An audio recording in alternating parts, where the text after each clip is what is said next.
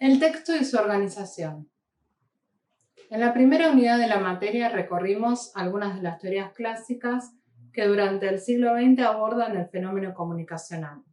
En esta segunda unidad, la idea es analizar en profundidad uno de los elementos que componen este fenómeno que, como dijimos, se organiza como un sistema en el que una serie de factores se combinan mediante reglas. Ese sistema puede ser abordado a través de distintas teorías que van a dar pie a distintos modelos lingüísticos, como vimos el de Shannon, el de Jacobson, el de Kerbrat, y también vimos los aportes de Bourdieu, entre otros autores, pero más allá de las propuestas de estas teorías, nosotros dijimos que queríamos cuestionar la unicidad que veíamos en los elementos planteados, por eso ingresamos a autores como Ducrot y a Genet a través del texto de Arnoux, y también autores como Perelman, Van Dijk, que lo que hacen es poner en cuestionamiento este carácter monolítico que tienen casi los sujetos y los elementos considerados prácticamente como roles y como factores inalterados. En esta segunda unidad, decíamos, vamos a analizar uno de los elementos que nos quedó pendiente, que es el de texto. Esto es, dijimos que cuando analizamos el fenómeno comunicacional, en general tenemos esta estructura de emisor-mensaje-receptor, fuimos modificando y reemplazamos al emisor por un locutor y varios enunciadores, al receptor por la idea de un auditorio potencialmente universal, y al mensaje lo queremos reemplazar por la idea de enunciado, ¿sí? De discurso, y también por la idea de texto. ¿Qué entendemos por texto? Es una unidad de sentido. Toda unidad de sentido es un texto, ¿sí? Y no hablamos solamente de los textos verbales. Un edificio es texto, una película es texto, una canción es texto, una silla es texto. Todo objeto culturalmente construido es una unidad de sentido que se realiza de alguna manera, de algún modo en particular. Hay distintas teorías que estudian los distintos aspectos de este texto, de esta unidad de sentido, en los que podemos ver la combinación de su significado con su contexto enunciativo. Dos teorías nosotros elegimos para representar las dos tendencias principales. Una es la teoría de Genet y la otra es la teoría de Kress y Van Leeuwen. Genet considera que el texto es una unidad que está envuelta por sus paratextos, es decir, separa de manera definitiva el contenido de la forma.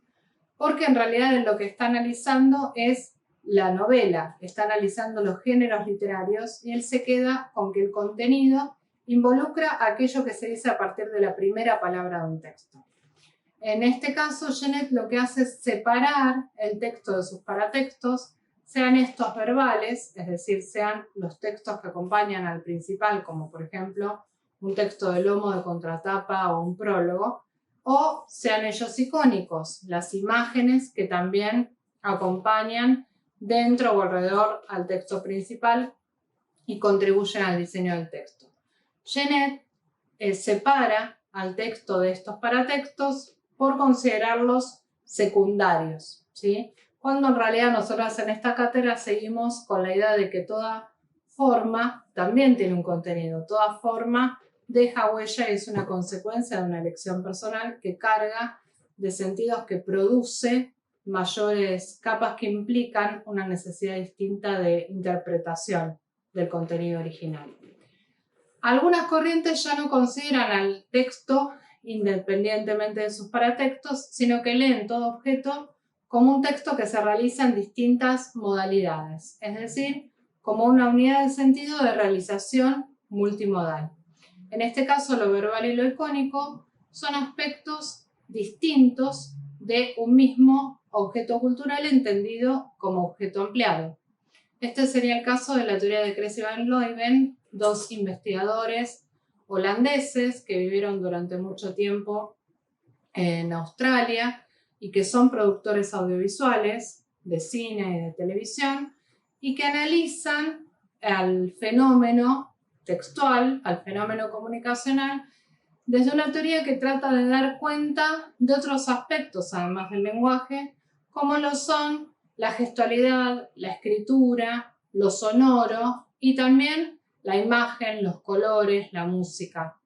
Ellos entienden que toda producción cultural, más allá de su materialidad, es una unidad de sentido que se realiza en distintos modos, ¿sí?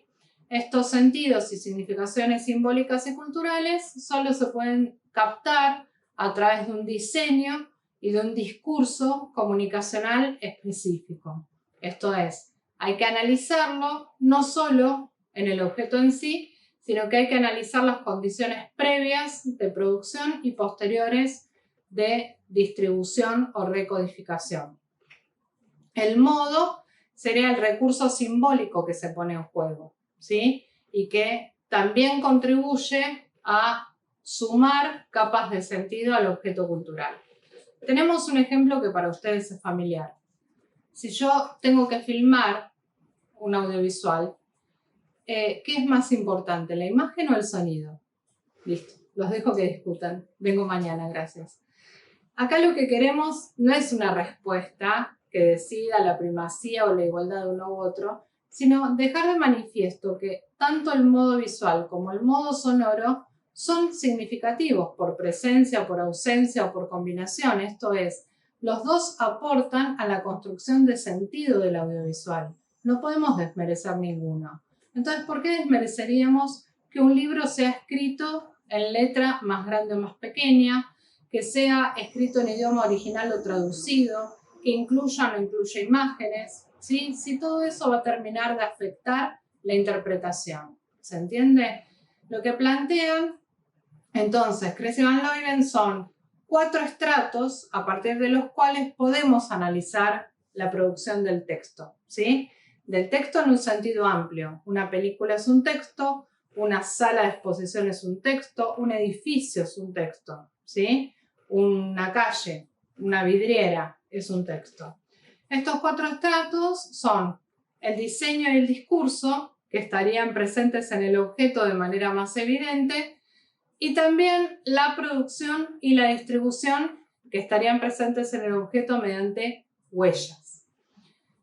¿Qué es el diseño? La conceptualización de la forma a través de la formulación, la interacción y la combinación de modos.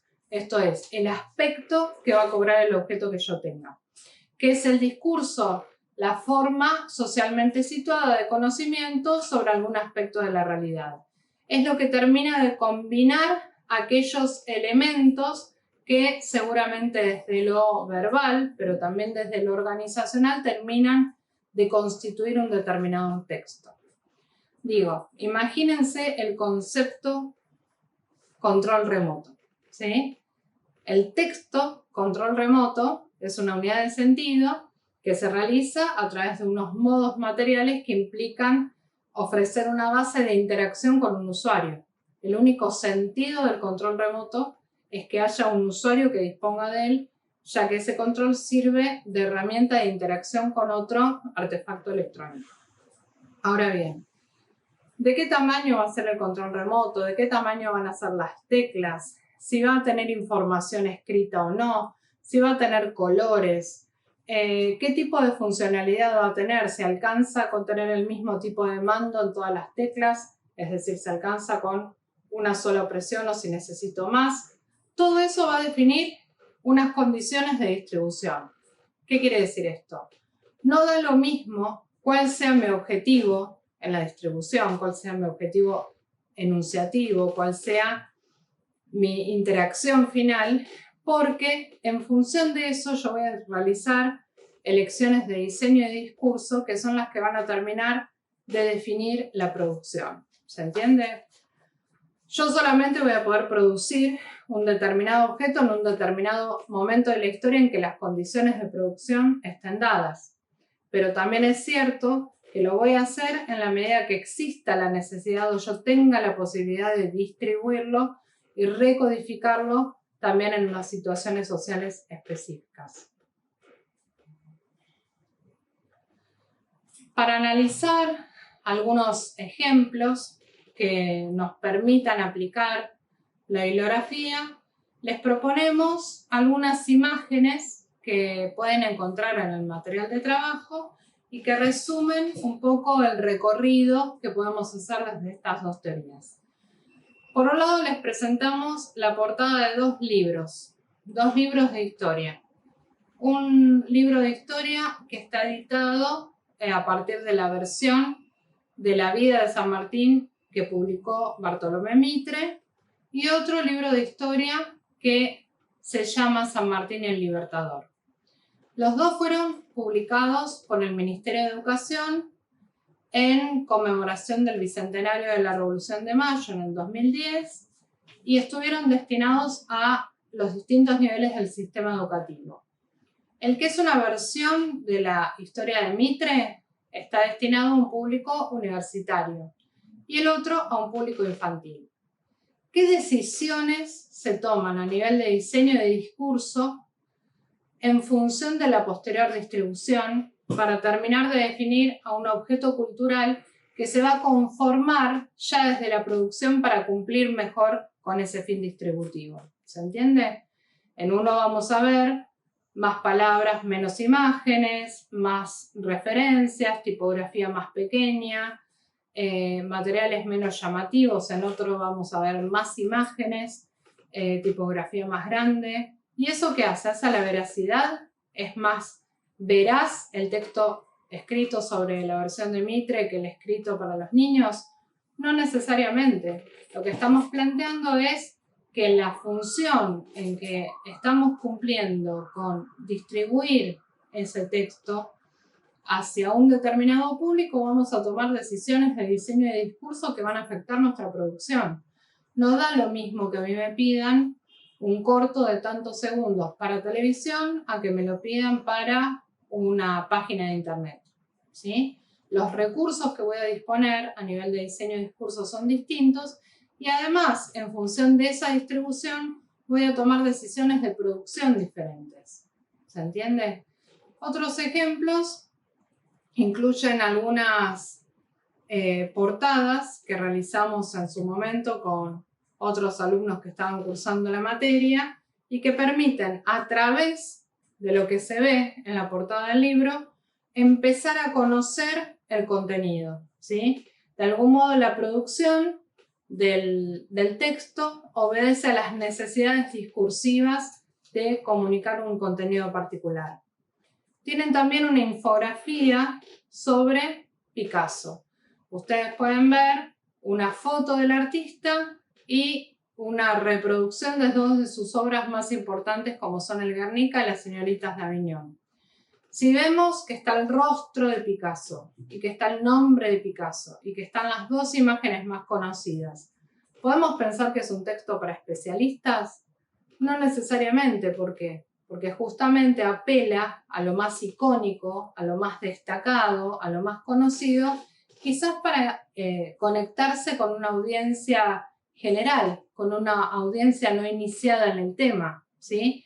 Ya en función de la distribución, puse en juego una serie de recursos relacionados con el diseño del discurso que condicionan también mi producción. Tienen ustedes además la portada de lo que no podríamos confundir nunca, ¿no? Es un trabajo que alguien escribió para la facultad. Ya tiene una puesta en página con unas ciertas características, con una cierta relación entre el contenido y la forma. Se margina de una determinada manera, se cita de determinada manera, hace referencia también de un modo particular. Y eso también incide en las condiciones de producción. Luego tienen varios sitios web en donde podemos conocer el perfil de determinadas personas de acuerdo con el tipo de apropiación que hagan de ese determinado entorno. Vemos algunas revistas y vemos una, no lo podemos confundir, una sala de museo, ¿sí? Otra vez, de acuerdo con la tipografía, de acuerdo con el tipo de uso de imágenes y la clase de elementos que se exhiben, podemos entender que esta producción, que esta puesta en escena, es una puesta en acto dirigida a un público general. Y también podemos especificar que ese público es infantil, ¿sí? Y eso hace que la forma del texto esté condicionada por la distribución. No podemos hacer, no podemos armar, no podemos producir textos si no sabemos cuál es el objetivo que va a cumplir, a quién está dirigido y cuál es el fin que necesita encontrar ese texto en particular. Hasta acá, más o menos estamos. Estamos presentando los contenidos que corresponden a la segunda unidad, estamos empezando a cuestionar la idea de texto y estamos encontrando por lo menos dos teorías, dos vertientes que la analizan desde distintos lugares. Una separando el contenido de la forma, otra integrándolos en lo que sería una verdadera unidad multimodal. Esperamos que esto sea un aporte para ustedes en relación con la producción de análisis crítico de distintos objetos culturales. Muchas gracias.